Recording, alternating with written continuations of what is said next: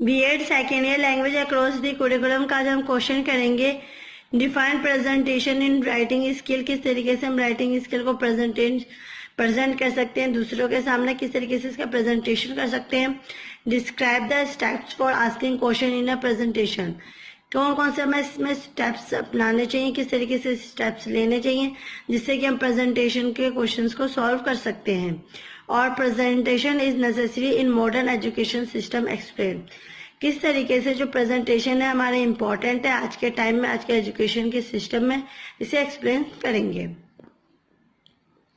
Meaning of presentation, a presentation is the process of presenting a topic to an audience. Presentation क्या होता है, एक तरीके का प्रोसेस होता है जिसमें हम अपना टॉपिक, कोई सा भी टॉपिक, किसी भी टॉपिक से रिलेटेड प्रेजेंटेशन को क्या होता है ऑडियंस तक पेश करते हैं, ऑडियंस के सामने प्रस्तुत करते हैं। It is typically a demonstration, lecture और स्पीच मेन टू इन्फॉर्म और बिल्ड गॉडविल। इसमें क्या होता है, एक तरीके का ये हमारा ऐसे राइटिंग की तरह ही होता है जिससे हम क्या होता है डेमोन्स्ट्रेशन करते हैं, लेक्चर के थ्रू, स्पीच के थ्रू अपना जो हमने लिखा होता है उस इंफॉर्मेशन को औरों तक, ऑडियंस तक, या फिर जैसे क्लास में टीचर्स होती है वो भी क्या होता है एक तरीके का प्रेजेंटेशन बनाती है जिससे वो बच्चों तक पहुंचाने की कोशिश करते हैं जिससे कि बच्चे उसे अच्छे से समझ के फॉलो कर सकें। How to handle question and answer period, किस तरीके से हम देखेंगे कि हैंडल करते हैं क्वेश्चन आंसर के पीरियड को। मैनी प्रेजेंटेशन और today are follow up with the question answer period, आज के टाइम में जितने भी प्रेजेंटेशन है वो क्या होता है फॉलो अप करते हैं क्वेश्चन आंसर को।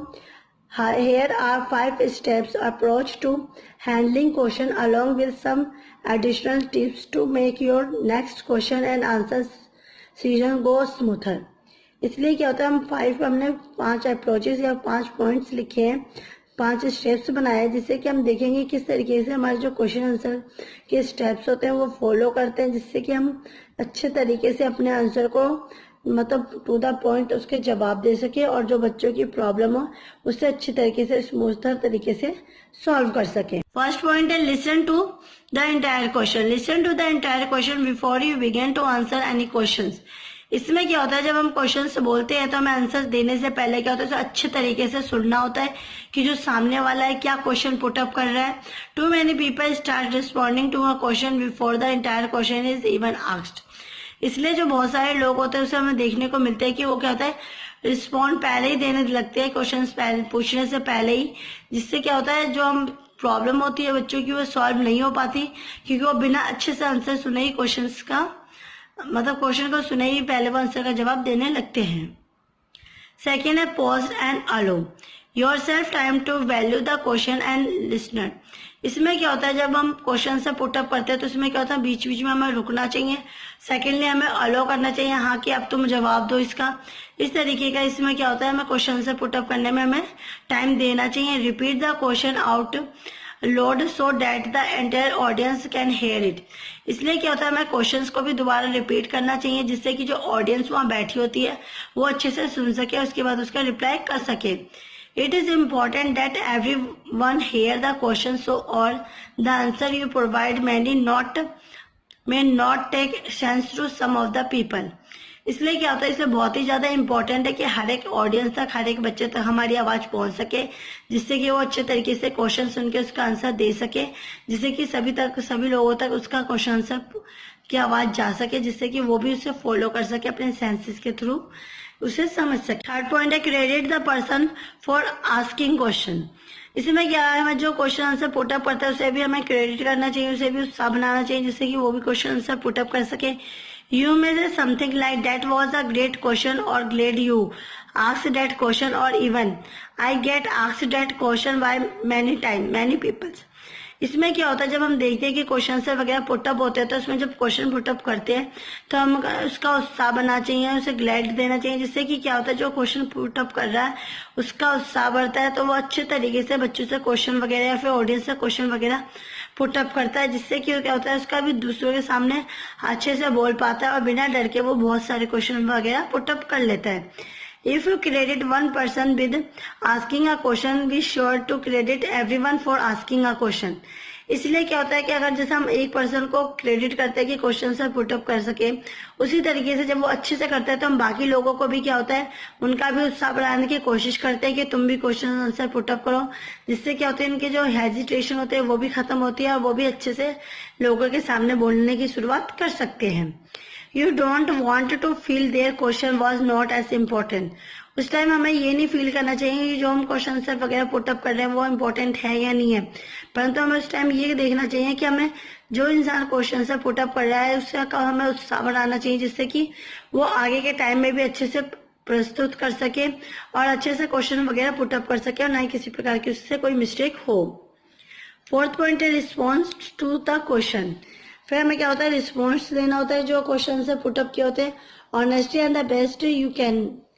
इसमें क्या होता है, हमें ऑनेस्टी से और अच्छे तरीके से जो उसका आंसर अच्छे से बन सके उसका रिप्लाई देना चाहिए. If you do not know answer to a question, do not try to fake it. अगर हमें क्वेश्चन का आंसर नहीं आता है तो हमें उसके लिए ट्राई नहीं करना चाहिए कि हम उसका गलत आंसर दें या फिर लोगों का टाइम वेस्ट करें. हमें इस तरीके से नहीं करना चाहिए. Be honest and tell them you to do not know what to promise to reach the answer for them and to get back to them. इसलिए क्या होता है, हमें बिल्कुल ऑनेस्ट के साथ आंसर देना चाहिए.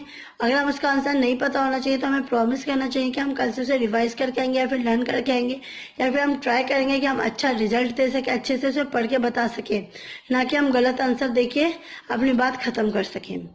फिफ्थ पॉइंट है bridge. Bridge to the next question by asking them a question. जो ब्रिज होता है एक तरीके का पुल का काम करता है, जिसमें क्या होता है हम क्वेश्चन आंसर का एक चैन के थ्रू पुट करते हैं कि एक क्वेश्चन खत्म होता है तो हम दूसरा क्वेश्चन पुट अप करते हैं. Does that answer your question. इसमें क्या होता है, हमारा जो आंसर होता है वो क्वेश्चन से डिपेंड करता है कि हमने क्या क्वेश्चन पुट अप किया है कि उसका फिर क्या आंसर हमें मिला. Is that the kind of information you work looking for. इससे क्या होता है, हमें से तरह तरह की इंफॉर्मेशन मिलती है जिससे कि हम उसमें देखते हैं. This is critical. ये थोड़ा क्रिटिकल होता है क्योंकि हर एक बंदे का आंसर देने का तरीका, अपनी बात समझाने का तरीका अलग होता है. Once they respond to you yes, you now have premise to go on to the next person. इसमें क्या होता है, जब हम क्वेश्चन आंसर पुटअप करते हैं तो जैसे एक बंदा यस का रिप्लाई देता है तो फिर उसके बाद दूसरे पर्सन के पास जाते हैं, उनसे क्वेश्चन आंसर वगैरह पुटअप करते हैं. This also give them to clarify their question more by asking it again. इसलिए क्या होता है, जब हम एक क्वेश्चन को 2 से 4 बच्चों से पूछते हैं तो उससे जो हमारा आंसर होता है, बच्चों का जो कॉन्सेप्ट होता है वो भी क्लियर होता है, प्लस में हम जो उसका क्लियर आंसर होता है वो भी जान पाते हैं, जिससे क्या होता है जो टीचर्स होती है उनसे बच्चों को अच्छे से सहायता मिलती है और वो भी अपने आंसर्स को समझ पाते हैं कि उनका आंसर सही है या गलत है. Step for asking question in a presentation. अब हम देखें कौन कौन से हमें स्टेप्स को अपनाना चाहिए जब हम प्रेजेंटेशन को प्रेजेंट कर रहे होते हैं या फिर क्वेश्चंस वगैरह ऑडियंस से पूछ रहे होते हैं. फर्स्ट पॉइंट है वार्म अप योर ऑडियंस. हमें क्या होता है, जब ऑडियंस होते हैं उनसे वार्मली तरीके से, अच्छे तरीके से बात करनी चाहिए, कोमलता से बात करनी चाहिए. You also need to warm up your audience first. सबसे पहले क्या होता है, सबसे पहला कार्य हमारा ये होता है कि जो ऑडियंस होती है हमें उनसे अच्छे से बात करनी चाहिए, उनके सामने अच्छे से पेश होना चाहिए. ये हमारा सबसे पहला कर्तव्य है.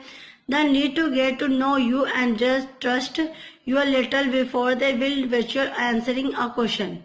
इसलिए क्या होता है, हमें सबसे पहले जरूरत होती है कि हम जो हमारे ऑडियंस है उसे समझ सके, उसका जो ट्रस्ट है वो जान सके और इससे अच्छे से तालमेल कर सके. उसके बाद ही हम क्वेश्चन आंसर वगैरह पुट अप करें. सेकेंड है don't let them settle into a passive mode. इसमें क्या होता है, हमें पैसिव मोड में बिल्कुल शांत तरीके से नहीं बैठना चाहिए.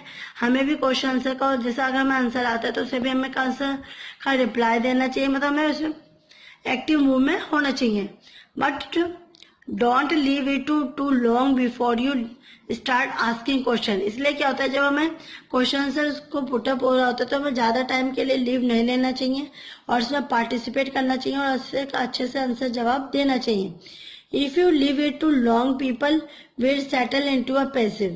इसमें क्या होता है, जब हम ज्यादा टाइम के लिए एक जगह पे बैठे रहते हैं फिर उसमें हम पार्टिसिपेट करते हैं किसी भी चीज में ज्यादा टाइम तक, तो उसमें क्या होता है हम पैसिव वे में हो जाते हैं. TV watching mode and it will be difficult to reduce them into story. इस तरीके से जब हम टीवी को देखते हैं तो उसमें क्या होता है, ज्यादा तरीके से खो जाते हैं और फिर हमें थोड़ा डिफिकल्ट लगता है जब कोई दूसरा इंसान क्वेश्चन वगैरह पुटअप करता है तो हम उसका जो रिस्पॉन्स होता है वो बहुत देने में थोड़ा हमें कठिनाई लगता है और हमें लगता है कि हम अपने टीवी को ही देखते रहे, ना कि कोई तरह के अलग दूसरा काम करें। The audience with them get that is an interactive presentation and will stay on their toys rather than setting into that passive mode. इसलिए हमें जब अपना प्रेजेंटेशन को प्रेजेंट करना चाहिए इस तरीके से करना चाहिए जो जिससे कि जो ऑडियंस है उसे करने में, उसे देखने में इंटरेस्ट ले, उसमें भी इंटरेक्टिव हो सके और प्रेजेंटेशन को अच्छे तरीके से समझ सके और उसे अच्छी तरीके से समझे और उसमें भाग लेने की कोशिश करे और टाइम टू टाइम जो क्वेश्चन से पुटअप किए जाए उसके आंसर दे। थर्ड पॉइंट है move from easy to more challenging question through your presentation. Plan your questions so that they move your presentation forward. इसमें क्या होता है कि थर्ड पॉइंट में हमारे कि जब हम क्वेश्चन से पुटअप करते हैं तो स्टार्टिंग में जो हमारे क्वेश्चंस के जो लेवल होते हैं बहुत ही इजी होने चाहिए, जिससे कि क्या होता है जो सामने वाला इंसान होता है वो अच्छे से क्वेश्चंस वगैरह का जवाब दे देता है। फिर वो क्या होता है अगर हम उसे डिफिकल्ट क्वेश्चंस पूछेंगे तो जिससे वो जवाब नहीं दे पाएंगे तो उससे उनका भी इंटरेस्ट नहीं लगेगा, प्लस में वो इसमें थोड़ा बोरिंगनेस फील करेंगे। इस वजह से जो हमारा क्वेश्चंस का जो पैटर्न होना चाहिए वो इस तरीके से होना चाहिए कि हम इजी टू कॉम्प्लेक्स जाएं। फोर्थ पॉइंट है signal your question. Sometimes people don't answer a question before they were not listening or they did not realize you wanted an answer. इसमें क्या होता है जब हम क्वेश्चंस को पुटअप करते हैं तो इस तरीके से हमें क्वेश्चंस को पुट करना चाहिए जिससे कि जो भी हमारी ऑडियंस है, स्टूडेंट्स है, उन तक हमारी बात पहुंच सके, वो भी उसे अच्छे से ध्यान से सुन सके। जब तक वो उसे ध्यान से नहीं सुनेंगे तो जब तक वो उसका आंसर नहीं दे पाएंगे और ना ही उसका आंसर को रियलाइज कर पाएंगे। Let your audience know you're about to ask a question. इसलिए क्या होता है जब हमारी ऑडियंस होती है जब तक वो क्वेश्चन को अच्छे से नहीं सुनेगी तो उसका आंसर किस तरीके से देगी। फिफ्थ पॉइंट है frame your question so that people know exactly what you want. इसमें क्या होता है जब तक हम क्वेश्चंस का कोई फ्रेम नहीं हो, कोई तरीका नहीं होगा तो जब तक क्या होता है जो हमारी ऑडियंस होगी वो समझ ही नहीं पाएगी कि जो हमारा क्वेश्चन का पैटर्न वो किस तरीके से या किस तरीके से क्वेश्चन आंसर पुटअप किए जा रहे हैं। A major reason people don't answer question in presentation is because they are not clear on what the questioning really wants. इसमें क्या होता है इसका सबसे मेजर रीजन ये होता है कि जब हम क्वेश्चन से पुटअप करते हैं तो हम अगर उसे अच्छे से प्रेस नहीं कर पाएंगे, अच्छे से प्रेजेंटेशन नहीं कर पाएंगे तो इससे क्या होगा जो सामने वाला ऑडियंस हो गया फिर स्टूडेंट्स हो गए उन्हें उसका कॉन्सेप्ट क्लियर नहीं हो पाएगा, उसके क्वेश्चन अच्छे से नहीं सुन पाएंगे। तो इससे क्या होगा जो उनका आंसर देने का जो तरीका होगा वो भी अच्छा नहीं हो पाएगा और राइट आंसर नहीं दे पाएंगे। Never underestimate the ability to the audience to misunderstand your question. इसलिए क्या होता है हमें कभी भी अंडरस्टिमेट नहीं होना चाहिए कि हमें ना ही जो ऑडियंस की एबिलिटी होती है उसके ऊपर शक करना चाहिए और ना ही कोई मिसअंडरस्टैंडिंग करनी चाहिए, नहीं तो मतलब कोई गलत क्वेश्चन नहीं पुटअप करना चाहिए। हमें बिल्कुल प्रॉपर तरीके से अच्छे तरीके से रूल फॉलो करना चाहिए और फिर ऑडियंस से क्वेश्चन वगैरह पुटअप करने चाहिए। सिक्स्थ पॉइंट है ask your question slowly and clearly. इसमें क्या है हमें जब क्वेश्चन आंसर को पुटअप करते हैं वो हमें स्लोली करना चाहिए, प्लस में क्लियर कॉन्सेप्ट क्लियर होना चाहिए, इस तरीके से करना चाहिए। You want people to understand you the first time. इसमें क्या होता है जब हम क्वेश्चन से पुटअप करें तो हम जो हमारी ऑडियंस होती है इस तरीके से होनी चाहिए कि वो हमारे क्वेश्चन आंसर को अच्छे से समझ सके, जान सके। To make sure you get the phrasing right during the presentation. इसमें क्या होता है हमें श्योर होना चाहिए कि जो भी हम प्रेजेंटेशन को पेश कर रहे हैं वो बिल्कुल राइट हो, उससे बच्चों को ऑडियंस को प्रॉफिट ही मिले, ना कि किसी प्रकार का उनका लॉस हो। Write the question out in full on a small card and read your question from the card if you need to. इसलिए क्या होता है जो हमारे क्वेश्चन आंसर्स होते हैं इस तरीके से पुटअप करना चाहिए जिससे कि जो वहाँ के बच्चे होते हैं, ऑडियंस होते हैं, उसे समझ सके, उसे जान सके। और इसके लिए क्या होता है हमें छोटे छोटे कार्ड्स को भी यूज करना चाहिए जिससे कि जब उन्हें जरूरत पड़े तो उस कार्ड से वो क्वेश्चन को पढ़ सके और उसे समझ सके। सेवेंथ पॉइंट है make it easy for people to answer. हमें कुछ ऐसे स्टेप्स को भी अपनाना चाहिए जिससे कि जो स्टूडेंट्स हो गया फिर हमारी ऑडियंस होगी उसे इजी से समझ सके, फिर उसका आंसर दे सके। There are numbers of ways by doing this, इसलिए नंबर्स ऑफ वेज से रास्ते जिसे हम देखेंगे। Have you them talk to their neighbour about their answer to the question.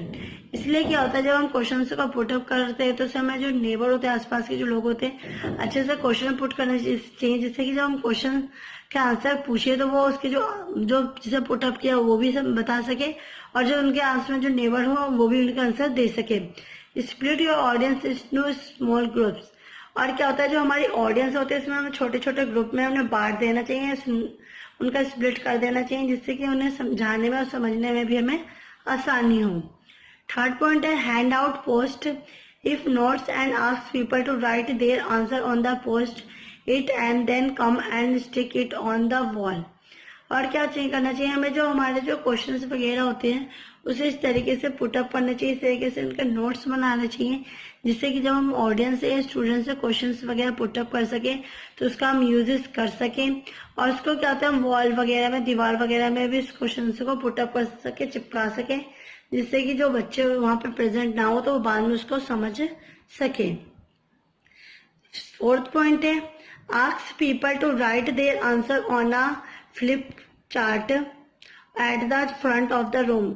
और क्या करना चाहिए, हमें जो राइटर होते हैं जो लिखते हैं उसे क्वेश्चंस को इस तरीके से लिखना चाहिए फ्लिप चार्ट पे या फिर चार्ट पेपर पे, कि जिससे कि उसे हम जो हमारा रूम हो क्लासरूम उसमें उसे हम चिपका सके फ्रंट में, जिससे कि जब हम बच्चों से क्वेश्चन से पुटअप करें तो उन्हें साथ के साथ आंसर का मीनिंग और क्वेश्चंस भी समझा सके। This next method require you to have some space in your room. इसमें क्या होना चाहिए, नेक्स्ट और लास्ट पॉइंट हमारा ये कि हमें जरूरत होती है कि हमें कुछ स्पेस भी रखना चाहिए क्लासरूम के अंदर, जिससे कि हम बच्चों को इसी तरीके से समझा सकें, बच्चे मूव कर सकते हैं और प्लस में हम उनकी एक्टिविटीज भी करा सकें। 8th पॉइंट है वेट फॉर आंसर। इसमें क्या है, जब हम बच्चों से क्वेश्चंस वगैरह पुट करें तो उन्हें थोड़ा सा टाइम भी दें, जिससे कि अगर बच्चों को याद नहीं आ रहा तो थोड़ा बहुत याद करके, माइंड से याद करके उसके आंसर दे सके। If you simply ask a question and want people to virtual answer in front of the group, you need to wait for the answer.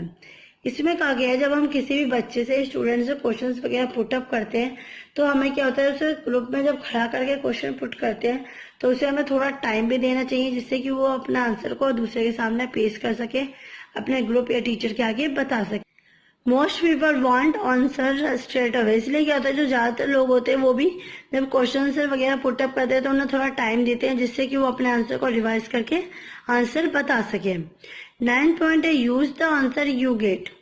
इसमें क्या होता है, जो आंसर होता है हमें उसका जवाब देना चाहिए, किस तरीके से incorporate the answer you get into the flow of your presentation. इसमें क्या होता है, जो हमारे इनकॉर्पोरेट आंसर होते हैं, जो हमारे आंसर सही नहीं होते, इसके लिए क्या होता है, हमें जो प्रेजेंटेशन होते हैं उसे तैयार करते वक्त हमें उसे फॉलो अप करना चाहिए, जो जो हमारे स्टेप्स है उसे हमें देखना चाहिए कि किस तरीके से इसमें आंसर को प्रेजेंट किया गया। If you don't do anything what with the answer on the flip chart demonstrate that you value the answer of you are getting. इसलिए क्या होता है, हमें ऐसा नहीं करना चाहिए कि हमने एक फ्लिप चार्ट बना दिया और उस पर क्वेश्चन को बता दिया और हो गया, ऐसा नहीं होना चाहिए। हमें आंसर को इस तरीके से लोगों के सामने पेश करना चाहिए, डेमोन्स्ट्रेट करना चाहिए, जिससे कि जो बच्चे जब क्लासरूम में हो तो वो क्वेश्चन आंसर को देख के ही समझ सके, प्लस में टीचर्स उनका हर एक वर्ड्स का मीनिंग बताए, जिससे बच्चे उसे इसी तरीके से समझ सके, उनका जो कॉन्सेप्ट है उसे क्लियर हो सके और वो जो आंसर की जो वैल्यू है वो समझ सके, जिससे कि जो बच्चे उनका आंसर दे तो उन्हें समझ आ सके कि उनसे क्या क्वेश्चंस वगैरह पुटअप किया जा रहे हैं। ये थी हमारी आज की वीडियो, जिसमें हमने देखा कि हमें प्रेजेंटेशन किस तरीके से लिखनी चाहिए, क्या क्या इसके टाइप्स है, किस तरीके से इसके स्टेप्स को फॉलो अप करना चाहिए और क्यों जो हमारा प्रेजेंटेशन है वो आज के टाइम में नेसेसरी इम्पोर्टेंट है। आई होप आपको आज की वीडियो मेरी पसंद आई होगी। प्लीज मेरे वीडियो को लाइक, कमेंट एंड सब्सक्राइब कीजिए। Thanks for watching.